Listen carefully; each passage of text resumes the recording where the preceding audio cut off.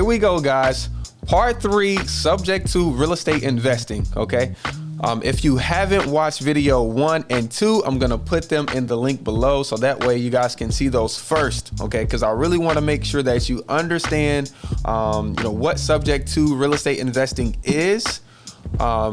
Video number 2 talks about who we're actually looking for and who we're not looking for. And now we're gonna deep dive some of the secrets that I actually had to pay $5,000 to learn, okay? So look, watch some B-roll of some of the houses that I've watched, that I've bought subject to, and we're gonna get straight into this.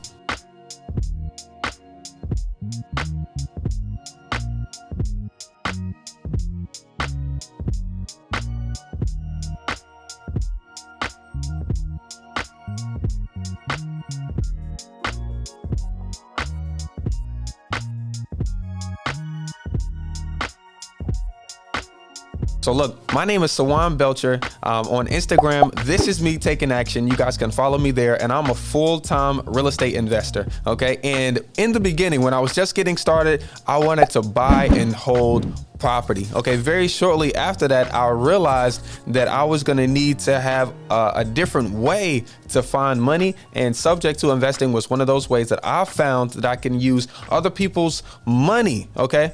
Matter of fact, forget that, other people's mortgages, so I can leverage their mortgages, which is some money that they got from somebody else, so I can make money in real estate, okay? So look, I'm gonna deep dive these things here, and I'm telling you, this is just gonna blow you away, because you're gonna get really clear on exactly how you can implement this stuff for yourself, okay? So number 1, when you're talking to a seller about this, okay, and they say yes, I'll consider it, you want to do a couple things. Number 1, you want to pull back. You want to pull away, almost make the sense that you're being skittish, that you're being cautious about moving forward with the seller, because their mortgage is so important to you, right? This is such a big decision.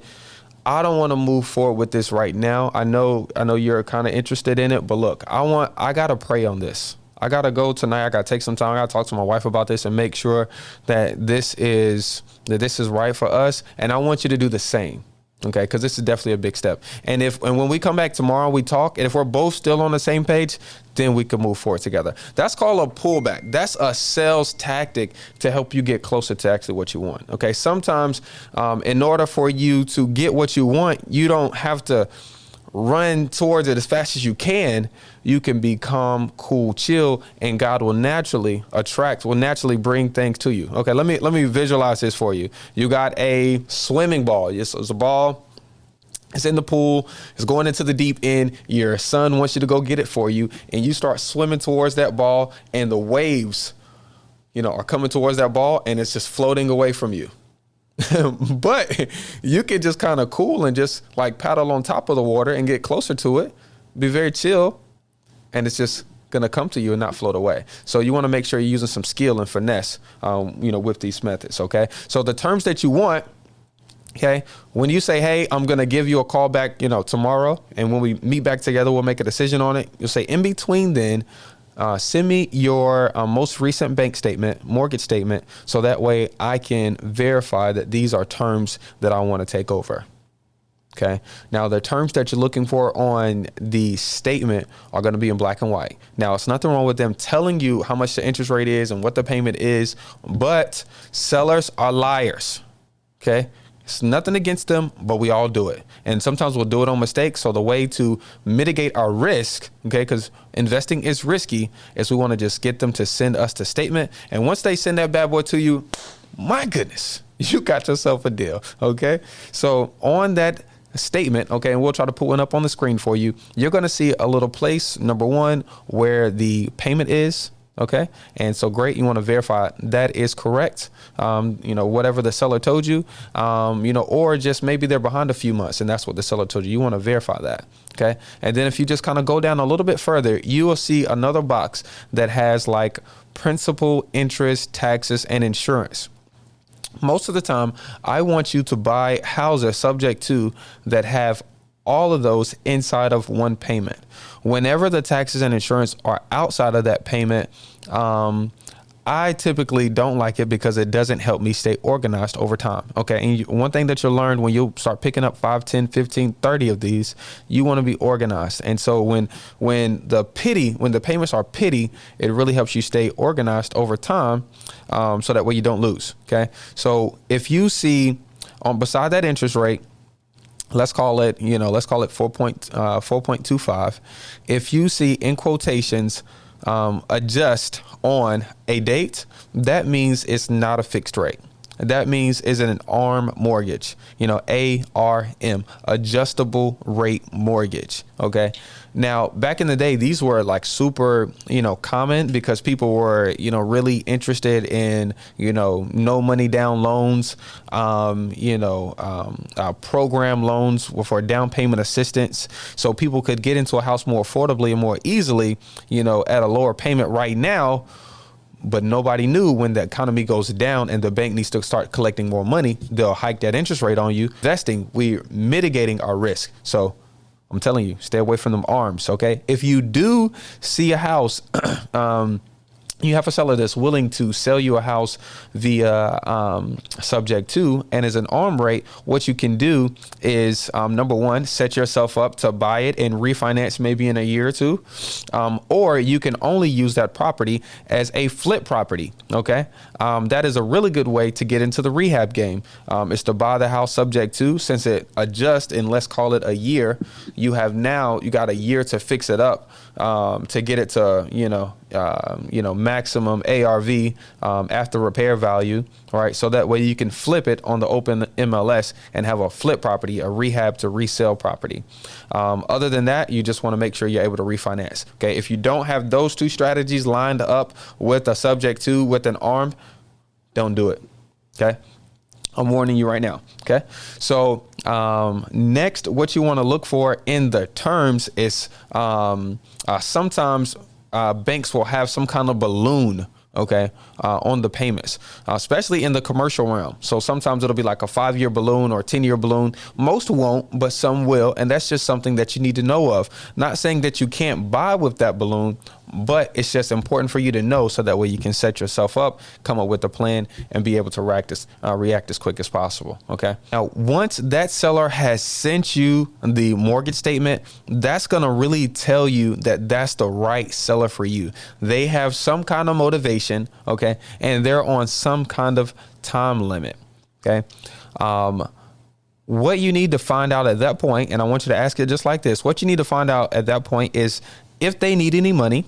Okay. Why they need the money. And if so, how much do they need outside of the mortgage? Okay. Because you want to get them to start thinking about themselves and not the mortgage. You want to separate in the conversation that you have, right? Because this is negotiation. This is having sauce. You know what I mean? This is tactic.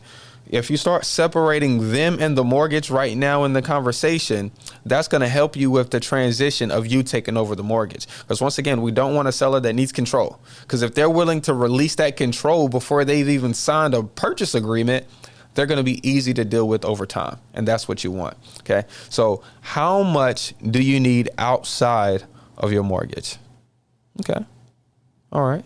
So are you going to use that to, may I ask, are you going to use that for anything in particular? You have anything in mind you're going to use that for? Well, I'm going to use that to, to move and get my next apartment. Okay, nice. Have you kind of started looking to see, what apartments are available that you like? You want to start asking them questions that makes it their idea that they're moving forward with this. And that way they're telling you subconsciously, I'm choosing you. I'm willing to do this with you. This is what I'm deciding right now. It's not my idea. It's the seller's idea. Okay. And that's sales and tactics. Okay. You want to make sure. Okay. Let's stop right there. If you don't have a purchase agreement. Okay. I want you to go right here in the bottom. And I want you to click that link and you can have a purchase agreement. We don't have any special purchase agreement for subject twos. Okay, I know most people are sold on ideas that there's some special purchase agreement. No, we use it. We treat everything the same, so that way we can do it the same way, so we can delegate tasks and hire people out over time. So we can replace ourselves, right?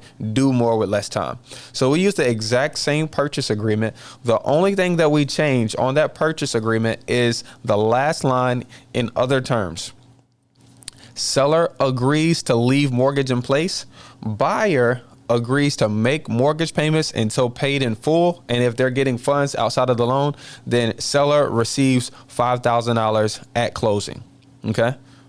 That's the only thing that changes on our purchase agreement is the other terms line. Like I said, if you don't have a purchase agreement, go ahead and drop down the link below. You can get your own, you can download your own purchase agreement on me. Okay. So boom, they signed the purchase. You got the bank statement. You verify the terms. They signed the purchase agreement. You put the other terms, clause in there. Okay. Now we are going to send them a subject to addendum. Okay. The subject to addendum is number one, that comes a part of the subject to docs that we provide. If you like to get those, if you're going to do these kind of deals, you need those. But the subject to addendum simply states all of the risk. Okay, in a short paragraph form that's about 12 to 15 sentences, all the risk to the seller, okay, in this kind of transaction.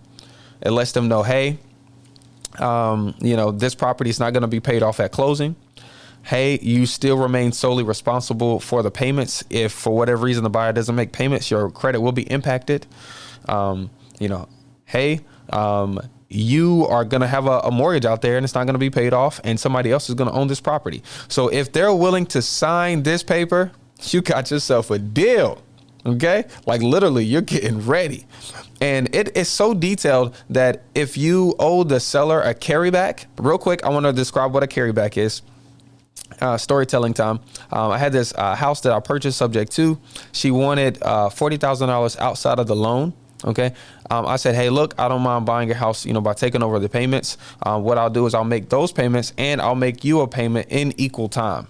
Okay. So it was 20 years left on the loan. So I broke her 40 up into 20 years. So I pay her $200 on top of the mortgage payment every single month. So mortgage payment of $600 goes to the mortgage company. $200 goes to Miss Lauren. Okay, so that's a seller carryback. You can use that strategy so that way you don't have to come out of pocket 40 grand. So you come out of pocket no money, make money on the deal, and have an infinite return. That's what it's all about, finding ways to make money with real estate without using your own funds, okay? At least not yours. Once they've signed the purchase agreement and the subject to addendum, now you need to get that over to your closing attorney, okay? Somebody that's familiar with a subject to process, okay? With the structure, somebody who's like, can do this deal. Now, I use Innovative Closing Solutions. You can go ahead and write it down yourself. Innovative Closing Solutions. They're in Winston-Salem, North Carolina. They also have an office in Greensboro. So if you're in this area, you're doing deals here, you can use them. Now, if you're in another place, all you have to do is either go to your local RIA, Real Estate Investment Association, and ask them who does creative transactions, assignments, double closes, subject to transactions, and wraparound notes, right? And see who they suggest. Or you literally can beat the phone up for a day, call through all of the real estate attorneys and ask them, hey, do you do assignments? Do you do double close? Have you ever done a subject to before? Have you ever done a wraparound note before? Okay, you haven't? Can you tell me who might? And you just want to continue to go through until you get someone experienced. Okay, you do not want to take a rookie. Okay, you don't want to take a rookie attorney or rookie title company and try to transform them and think that you guys can become great together. That's not the way it works. Okay, you are a smart, savvy real estate investor, and you are that because of the people that work for you on your team. They are smarter than you, and they give you wise counsel. Is in the Bible. Okay. You want to reach out to wise people so they can advise you on the smartest thing to do. Because if you hang around with people that don't know what to do, you're going to have to do all the work, do all the legwork, teach people, guide people, correct people, and inspect what you expect. It's too much work. Hire professionals and you'll get professional results. Okay. So once you got it over to them, now you have a very intricate, deal. You got a deal now. You need insurance. Okay. Well, can't I just leave the insurance in the seller's name? No, you don't want to do that. What if you got a fire 5 years from now? The insurance is going to give them $100,000, going to give them, I say them because it's their insurance, $100,000, and you expect them to give you that $100,000 check? No, sir. That's not the way it goes.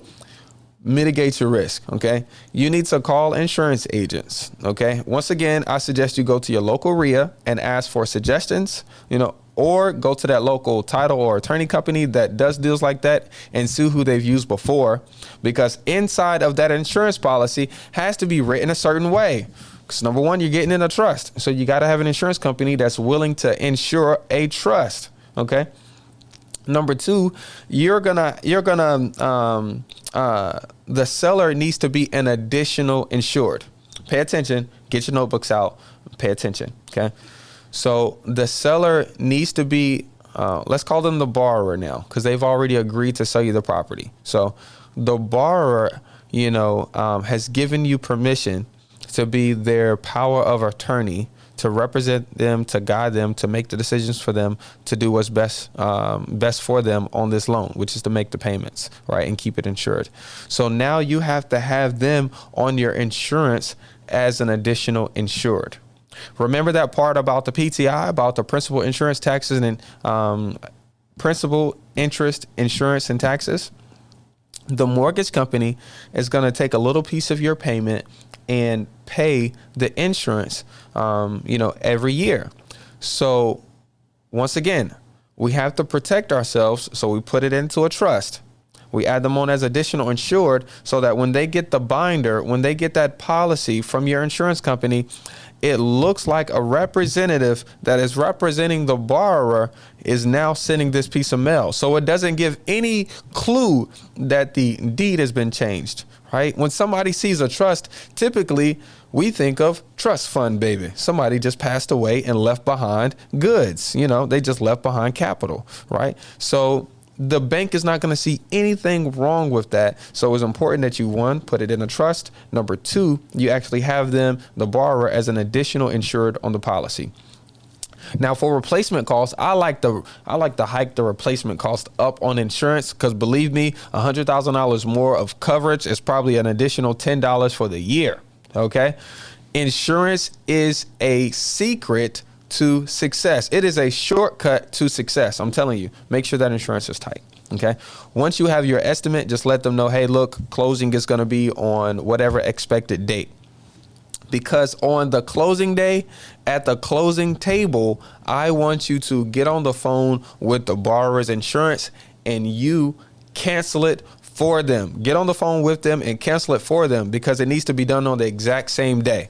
Okay. Once again, we do not want to trigger the due on sale clause, because we don't want to have to come out of money and mess up our plan and, take away $100,000 profit that you're about to make. So you want to do this thing carefully, easily, and, be strict and sharp. Cancel it on the exact same day the closing is with the seller, so it's done. Right after that, you're going to call the bank with the seller. They're going to make you an authorized user on the account. Okay. Whatever you want to tell them, you're now the power of attorney. You're now, taking control, of their finances. You're going to help make sure their mortgage is paid on time. All right. Whatever you want to tell them. You need to be the authorized person on the account now. So if you need to call and ask for something, get the interest for the end of the year so you can use on your taxes, you can do it without the seller. Okay. At that time, you also, if not the night before, you also want to make a login, because the seller probably didn't have one, make a login. If they did, you want to change all of the login information, username and the password, email address and mailing address, and the little 3-digit, 4-digit code, that you have to put in on the phone to talk to the people at the bank. Okay. All of this has to be done right now, because remember, don't skip this. This is an uncomfortable thing. I get it. But this part is so important, because all of this is going to dictate how successful you are with this strategy in the next 10 years when you go to sell the property. If you go to sell the property in 10 years, you're making $100,000, okay, and you didn't get the limited power of attorney signed, you didn't get the authorization to pull for a payoff, and now you got to call the seller, the borrower, you've been paying for this thing over the last 10 years, and now they're going to try to get into your pockets because they see that you're making 100 grand. Heck, no, do this right the first time. I know it's uncomfortable, but I promise, you want to set your future self up today. Take the time, be uncomfortable, become a diamond. Okay. After we've done all of that, okay. I want you to, number one, create a trust account. You can put $1 in it. Okay. Go to the IRS.com. It's free to make an EIN, create a trust bank account. If you want to, you can have all of that money go into the trust, or you can have it all go into your LLC account. That part doesn't matter. You just want a trust account just in case the insurance sends you a check in your trust name. That way you can cash that check. You go to sell that house, you get a check in the trust name, you can cash that check. Okay, that's important that you're able to, spend the money that you make. Okay, be organized. I literally have folders on folders on folders on folders. I have a blue folder with the property name on it, with the closing docs in it, with my power of attorney in there with the closing docs, with the statement on it, multiple versions. You need the statement because what if one day you get locked out of the login, whatever. You need to have everything, insurance, your lease from your tenant, your lease option agreement with your tenant buyer, whatever it is, dealing with that property, have it in there because once again, this is your property. You need to be organized. Okay. You don't want to have a problem that you can't find something in 10 years. Now you got to call the borrower because literally whenever you call them, whenever you stop being convenient and you stop saving them time, it's going to cost you money. Okay. Now look, we're going to go over, okay, some deals that I've done, okay, on the next video. Okay. But first, I want to tell you how you're going to make money off of these deals. Okay. So I want you to do me a favor because I want to know where everybody's mindset is. Okay. I want to know how thick your skin is. Cause this strategy is overly powerful, but sometimes when you're giving out free game, a lot of people don't realize how powerful it is. So in the comments below, I want you to put how much you're going to make on your first subject to deal. Okay. Put it down in the comments below. I want to see what kind of faith, I want to see what kind of vision you have. I want to see everybody that is about to go out and take action on this in 2022 and buy some freaking houses, make some freaking cash flow and change your trajectory, live your ultimate dream life. All right. So we can tithe like we want, so we can buy the experiences that we want. Right. And literally be able to influence, a culture and change the world one house at a time. Okay. So look, this is how you're going to be able to make money off of it. You're going to be able to buy it subject to, since you own that property now, you can either put it on the property and sell it as is. Okay. You can rent it as is. Okay. Or you can spend no money on it and do a lease option. A lease option is where the tenant comes in, gives you a down payment to potentially buy the property years later. Okay. And they'll pay you a down payment. Let's call it $6,000 to $10,000 down. Rent the house from you. They take care of the maintenance. And then in 2, 3, or 4 years, whatever you guys agree to, they'll buy the house and then pay you off at the end of it. Okay. That right there, combining subject to and lease options, okay, is the best way to make a fortune. Okay. To make a fortune in this business because their down payment is going to cover your upfront cost. The monthly payments that they give you is going to cover your mortgage costs and provide you cash flow. And since you don't have to pay for the maintenance, your cash flow is going to remain consistent, unlike long-term rentals. Okay. And then it's going to provide that wonderful, beautiful back end check. I just cashed a $33,000 check, literally got the wire last night. Oh yeah. From this particular lease op subject to comparing it with lease option deal. Okay. So let's get over here. Okay. And I'm actually going to show you exactly how I found that deal, right? How I structured it wrong at the time. Okay. And how I made money. And then I'm also going to tell you about 3 other deals that I've made money on that I bought by taking over payments. Okay. On these houses, and making long-term wealth through real estate. Okay. So let's get to it. I'll see you guys on the other side.